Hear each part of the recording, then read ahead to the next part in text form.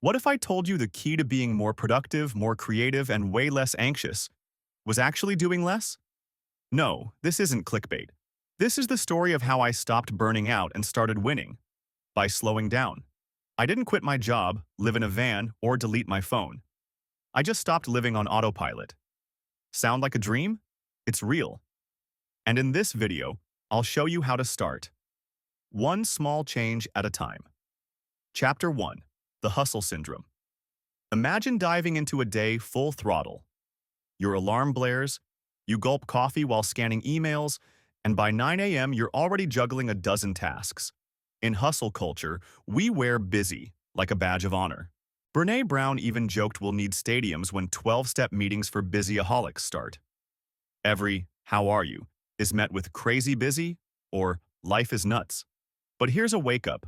60% of Americans say there just aren't enough hours in the day to finish their to-do list. And Gen Z, the so-called sleep-deprived smartphone generation? A Cynia survey found 91% of 18 to 24-year-olds report stress at work and 98% experience burnout symptoms. So, if half the world's running on fumes, why are we still obsessed with doing more? Because we equate being busy with being successful. But what if that very busyness is a trap? What if we're chasing a lie? In the next chapter, let's flip the script and explore the surprisingly powerful philosophy of slow living, where doing less might just give you more life. Chapter 2. What is slow living? So what is slow living?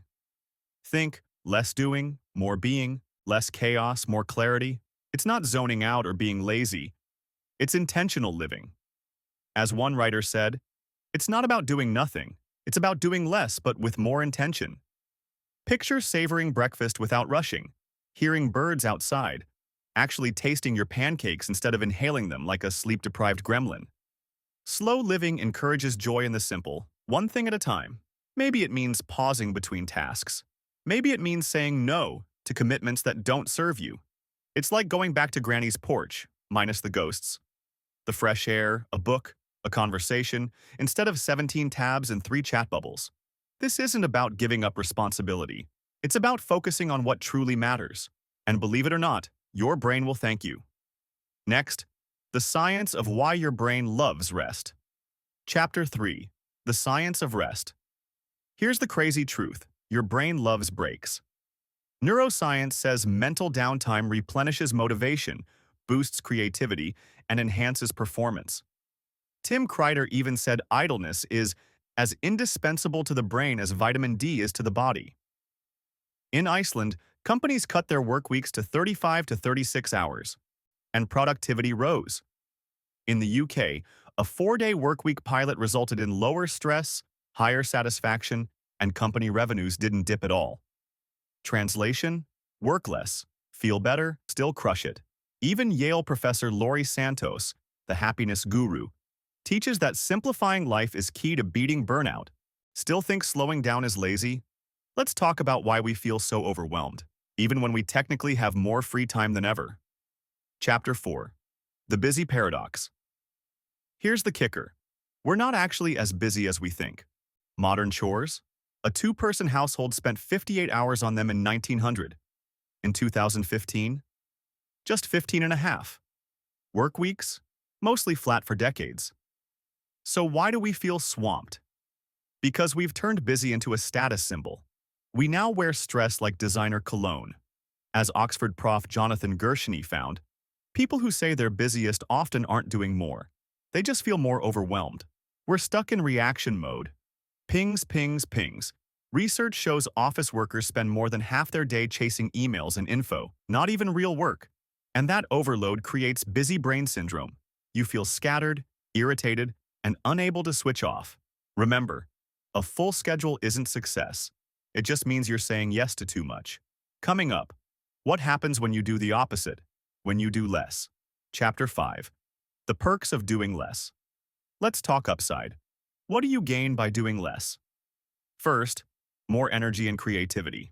When your brain isn't drowning in noise, it actually gets smart. You get shower thoughts, epiphanies on walks. Boom, mental clarity. Second, better health. That UK trial?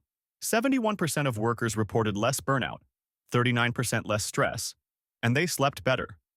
Imagine leaving work energized. Third, better work.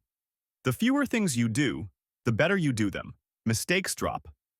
You actually enjoy your job again. Fourth, more joy. Slow down and you start noticing things. Conversations, sunsets, silence. Weird, right? As Marie Kondo taught us, fewer distractions equals more joy. Slow living superpowers. Focus, lower stress, better work, quality. Free time for stuff you love. Next up, practical slow living life hacks you can try today. If this feels like a call out, smash that like button and drop a emoji in the comments if hustle culture has ever fried your soul. Chapter 6. Slow Living in Practice. Ready to try it? These aren't big life overhauls, just micro hacks. Prioritize ruthlessly. Pick 2 to 3 tasks daily. If everything's important, nothing is. Ditch multitasking. Focus on one thing. The brain hates tab hopping. Schedule downtime.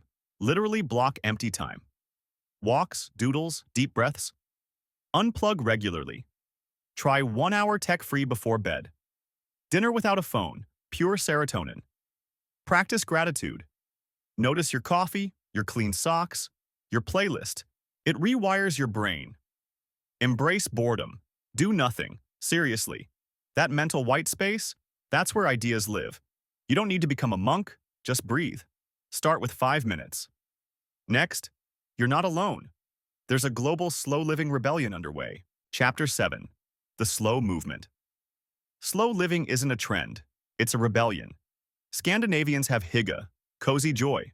The Japanese have shinrin yoku, forest bathing. Minimalism, tiny homes, van life, slow food. Even companies are catching on. Microsoft Japan tried a 4-day week. Productivity jumped. Nike Japan cut hours to reclaim balance. This global shift is real. TikTok's full of hashtag digital detox and hashtag mindful living. Even Gen Z, the hustle generation, is waking up to the lie. Grinding isn't winning. You're not lazy. You're just tired of being treated like a machine. Let's bring it all home. Chapter 8. Embrace the pause. Remember that email tsunami from the start? Now picture this instead. A quiet morning, coffee steaming, brain calm, heart steady, no panic. Which life feels better? All the research shows. Long hours equal lower output. Chronic stress equals worse health. Busy is not better. So here's the real question. What if your biggest win was enjoying your life? By slowing down, I didn't lose momentum. I found meaning. Slow living isn't about settling. It's about leveling up in what actually matters. Your inbox won't remember you in 10 years. But your memories, your peace, that's legacy. So take that walk. Breathe slower. Say no to something. Watch the sky. You don't need to hustle to matter. Subscribe if you're done glorifying busy. Share this with someone who needs permission to chill. And comment below. What's one thing you're letting go of today? Thanks for watching. And remember, sometimes the fastest way to a meaningful life is the slow lane.